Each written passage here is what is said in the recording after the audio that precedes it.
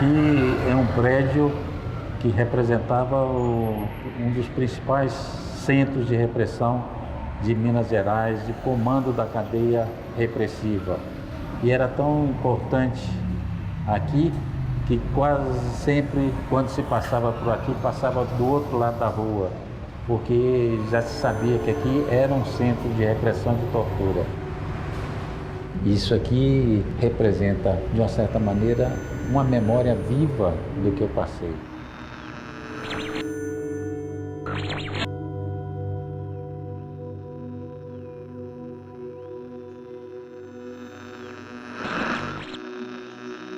Nota oficial da Presidência da República. Na manhã de hoje, parte da guarnição federal sediada em Minas Gerais rebelou-se sob o comando dos generais Guedes e Mourão, inspirada no manifesto lançado pelo governador do estado contra a ordem constitucional e os poderes constituídos. Diante desta situação, o presidente da República recomendou ao ministro da Guerra, general Jair Dantas Ribeiro, que fossem imediatamente tomadas as providências necessárias para debelar a rebelião, tendo sido deslocados para Minas Gerais unidades do 1º Exército.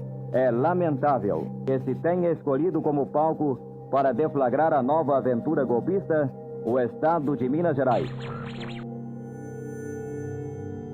64, Minas, infelizmente, daqui que partiu, de Juiz de Fora, de Belo Horizonte, as iniciativas para o golpe. Não foi quem deu o golpe, mas daqui partiram iniciativas que foram usadas para desencadear o golpe, né, em sua totalidade, na esfera na deposição de João Goulart, na declaração por João Goulart em território nacional da vacância da presidência, né, que foi um episódio feio da história do parlamento. O regime militar foi a adequação do Estado com o mesmo conteúdo para um novo regime político para viabilizar um processo de violenta reação política que em 1968, no trânsito para 69, com o ato 5, adquire a forma de terrorismo de Estado. Sob esse pano de fundo que se desenvolve a luta democrática do povo brasileiro e também a violenta repressão política contra as forças populares de 64 até a transição conservadora que termina com a Constituinte de 1988. A igreja foi uma das instituições, né, que teve essa ambiguidade muito manifesta, né? E principalmente aqui em Minas, né, era uma igreja que ficou muito dividida entre uma ala conservadora, né, e do outro lado havia um movimento que era dos freis, das congregações, dos conventos, né? Então ninguém pode esquecer da importância que os dominicanos tiveram. É preciso não se esquecer que um dos mais fortes movimentos de esquerda e contra a ditadura, que foi se radicalizando cada vez mais, a Ação Popular, nasceu no convento. No dia do golpe, por exemplo, eu sei que o Frei Rosário desceu da serra, furioso, procurando, fazendo contatos e coisa para resistir. Mas não vamos deixar as coisas ficarem assim, e voltou desanimado. Não achou nenhuma corrida de apoio. O que mostra que havia um apoio real ao golpe e que era um apoio da classe média, sem dúvida nenhuma. Um ano depois, né, já houve a primeira reação, né, com a eleição de Israel Pinheiro aqui, que causou um traumatismo. Começa aí os atos institucionais. Cada ato institucional é uma resposta a uma situação política que ameaça o poder dos militares. Eu me envolvi politicamente por causa da igreja, da doutrina social. Eu conheci o que era pobre, classe social, eu não sabia nada disso. Aí eu procurei participar dos movimentos que combatiam isso, a alfabetização de adulto, né? Conscientização. E aí teve o golpe de 64. E eu não sabia de nada, não entendia nada, né? Não sabia o que era direita, nem o que era esquerda. Só sei que com o golpe não podia fazer nada. Como é que eu faço para eu atuar? Movimento estudantil.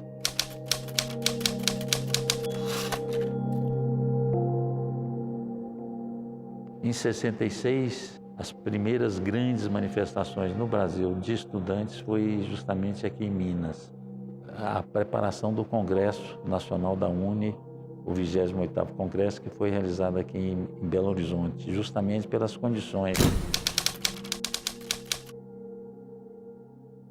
políticas que tinham sido criadas com essa movimentação. Eu me lembro numa passeata que eu estava como uma das lideranças e a polícia estava atrás de mim para me pegar. E eu subi os 21 andares do edifício Acaiaca, a pé. E atrás de mim os policiais, eles não aguentavam a minha energia. Eu aí dei um chute para trás e bateu num saco de um dos policiais. E ele ficou meio atordoado e eu entrei num consultório de dentista. Tirei a pessoa que estava na cadeira do dentista, sentei lá e fiquei. O Comando Geral dos Trabalhadores chamou no dia do golpe uma greve geral, mas não foi potente e forte o suficiente para contrarrestar o golpe. Mas em Nova Lima, a greve durou 2 dias e foi programada uma manifestação dentro da cidade. Sabendo disso, os órgãos repressivos foram a Nova Lima, cercaram a sede do sindicato e armaram metralhadoras na sede do sindicato. E a cidade se viu ocupada por tropas policiais militares. Foi aberto um inquérito policial militar, que arrolou cerca de 170 pessoas, na sua quase totalidade, operários da mina do Morro Velho. Esse foi o maior processo, o maior IPM realizado no Brasil pelo regime militar. E desses 170 que foram julgados, na época, 4 anos depois, a maioria já tinha sido falecida em virtude de uma doença profissional contraída no interior da mina, chamada silicose. Eles foram defendidos por um jovem que tinha acabado de formar, que é o Tarcísio Delgado. Quando eu peguei o caso deles, aqui na auditoria militar, para eles a coisa já estava muito amenizada, apesar do risco que eles corriam. Porque o que eles tinham sofrido no inquérito, a partir do dia 31 de março, a partir do golpe, do dia do golpe, da noite do golpe, as violências que eles tinham recebido, incríveis, e eles já tinham sofrido muito. O julgamento começou às 9 horas da manhã de um dia, foi o dia todo, a noite toda, o dia todo e terminou de noite do segundo dia. O promotor é linha dura pra caramba, tal de Joaquim Simeão de Faria. Então, aí volta, abre a sessão, vai ler a sentença. Aí o juiz, o auditor fala assim, o conselho de tudo isso, reunido tal dia, assim, a tal hora, tal, resolve. Aí põe, resolve, absolver os seguintes réus. Subentende-se o quê? Que tem condenado na frente. Que são, né, para absolver os seguintes réus. E foi lendo o nome dos réus. Muito bem. Eu, na tribuna de defesa, claro, eu fui contando. Na medida que ele foi falando, eu fui contando. Logo o juiz leu o último nome, que estavam todos absolvidos. Portanto, é um marco, não só da repressão contra o movimento operário, mas também um marco da própria resistência. No momento que o trabalhador se junta com outro, se reconhece forte e tenta se organizar, então se estabelece o conflito. O regime militar, ele fez aliança com os donos das terras e construiu uma narrativa de que o Brasil precisava se desenvolver. E que a agricultura de subsistência, a agricultura que era a base do nosso país, significava um atraso. Então, meu pai foi assassinado e a minha mãe foi baleada também, no contexto de criação e fortalecimento de um sindicato de trabalhadores rurais de Unai. Então, a violência que a minha família sofreu foi uma violência dirigida à organização da luta pelo reconhecimento dos direitos, pelo direito à organização e pelo direito à terra. O meu pai, Júlio Rodrigues de Miranda, ele era poceiro, junto com a minha mãe e outras 12 famílias, numa comunidade no município de Bonfinópolis. Morava naquela região desde 1962. Então ele entra nessa fileira de resistência, de luta pela terra. Porque nunca houve punição exemplar no caso da violência no campo. O caso do meu pai, por exemplo, e da minha mãe, foi um dos poucos casos que nós, movimento social, conseguimos levar o assassino a júri. O assassino foi absolvido. O Estado, no meu ponto de vista, não cumpriu o seu papel de punir um assassino. Então, o crime, a violência no campo, parece um crime que compensa. Minas Gerais teve uma particularidade em relação aos demais estados na questão da violação de direitos dos povos indígenas, porque aqui foram instalados 2 presídios indígenas e uma outra instituição repressora, que foi a Guarda Rural Indígena. Há uma descaracterização do povo Krenak com a instalação desse presídio. Vários indígenas são enviados para cá por desvios de conduta, dizia-se, né? Desde alcoolismo, a prostituição. Então há um verniz moral no envio desses indígenas. Eles não passavam por nenhum processo de julgamento. Quem decidia o envio eram os próprios chefes de posto indígena, né? Durante a existência desses 2 presídios indígenas, vai ocorrer também a criação da Guarda Rural Indígena, a GRIM, e eles são treinados pela Polícia Militar para fazer o patrulhamento das aldeias indígenas de origem. Em 68, com a ata institucional número 5, praticamente consolidou um período assim de repressão intensa, de censura intensa, de esbulho dos trabalhadores, quer dizer que era arroz salarial, não podia se manifestar, greves era praticamente proibida, mas havia todo um sentimento generalizado da juventude de que era necessário lutar contra a injustiça, lutar contra a falta de liberdade.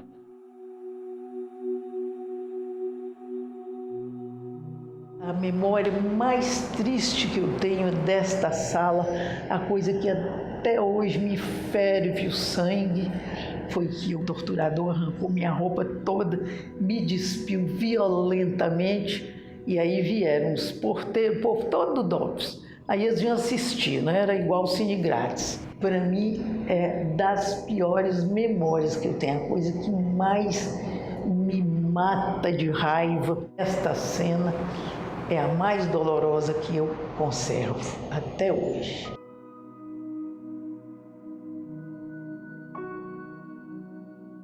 O capitão Portela veio aqui em Belo Horizonte, ele veio me interrogar aqui nesta sala, com alicate na mão, apertava meu nariz com alicate. Eu estava até disposta até falar com ele tudo que ele quisesse. Depois daquilo eu fiquei calada, não falei mais nada.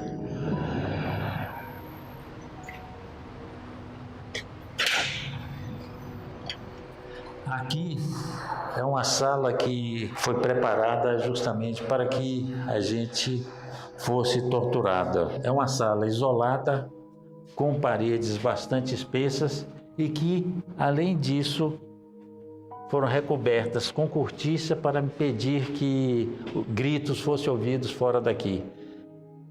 Eles buscavam cada vez mais ocultar os gritos e as vozes daqueles que resistiam à ditadura. Ah, olha o local onde me colocaram. Foi aqui. Debaixo desta escada, onde se guarda vassoura, lata de cera, eu fui algemada e colocada aqui. Eu não sei por quantas horas, não me lembro, né? Porque numa escuridão e eu trancada aí dentro. Depois eu vim a saber, neste dia veio uma comissão aqui no DOPS, averiguar, advogados e tal, e eles abriram o DOPS todo para provar que não tinha preso aqui. Ai, se eu soubesse, né? Eu tinha esbaforido, gritado, sapateado aí dentro. alguém escutar. Me levaram para que a gente chamava o colégio militar, mas a companhia de comunicações. E aí torturaram, aí afogamento, choque elétrico, pancadaria, Tenente Pádua, que era da Polícia Militar, Marcelo e os outros assim, espancando geral, quebraram costela, pontapé de todo jeito, e eu algemado no chão. Eles já dominavam a técnica de tortura, então batiam exatamente nas quinas dos ossos e generalizado. Então foi espancamento mesmo, basicamente foi espancamento. Já estava praticamente em estado de coma. Aí eles foram lá, era tipo uma delegacia, uma coisa assim, continuaram espancando. Aí depois discutiram se era o caso de me levar para o pronto-socorro, que era o antigo Amélia Lins, que era pronto-socorro policial. E aí eles me prenderam e me levaram para um centro de informações da polícia. Eu passei por uma noite de terror, das mais terríveis da minha vida. Me botaram nua com as mãos na parede e 2 soldados me batiam com chicote, com um cinto pelo lado da fivela e me arregaçaram as costas. Mais de 20, 30 policiais chegavam, passavam a mão em meu corpo, falavam coisas de baixo calão, me reduzindo a uma situação das mais terríveis. Porque a tortura é o ato mais ignóbil que se tem sobre o ser humano. Então, te põe te testa de todas as maneiras possíveis. Mas, por outro lado, te dá uma força muito grande. Eu fico grávida da minha primeira filha, a Maria. Naquele momento que a repressão começa a ficar muito, muito, muito forte, nós fizemos a opção sair de Belo Horizonte, por determinação da organização. Ficamos lá em São Paulo. A Maria nasceu lá de forma também clandestina. E o que é forma clandestina? Ninguém nasce de forma clandestina, mas ela só foi a ter o nome dela registrado como nome Maria 6, 7, 8 meses depois, né? E num determinado momento, nós avaliamos que a Maria deveria vir para Belo Horizonte para ficar com a minha mãe. E nesse momento, ela não consegue ficar nem 15 dias aqui. Ela desaprende a falar, ela desaprende a andar, ela desaprende a tudo. E aí minha mãe manda ela de volta.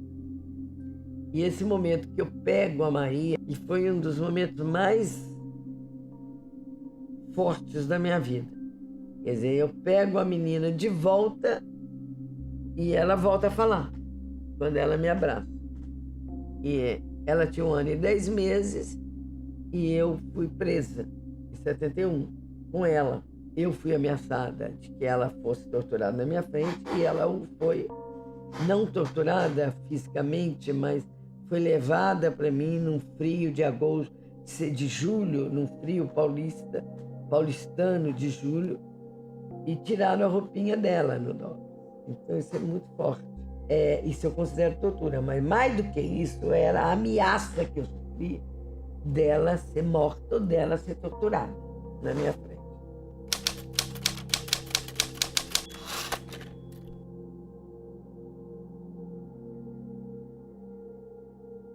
Acabou chegando lá em Linhares, era uma prisão de presos comuns que eles desocuparam e colocaram ali todos os presos políticos de Minas.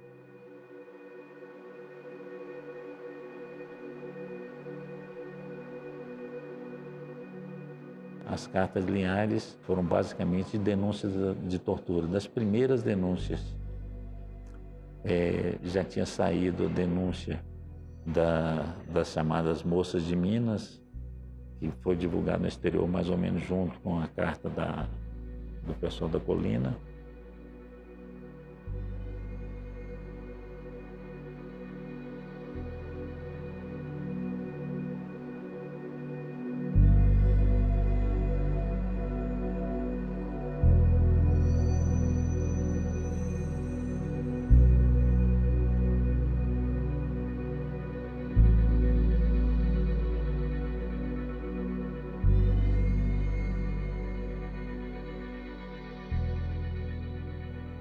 Eles tinham medo de serem descobertos. E até hoje, eles escondem a documentação porque têm medo de que essa documentação vá atingi-los e atingir as suas famílias. Mas a gente não quer, de maneira nenhuma, nenhum tipo de vingança.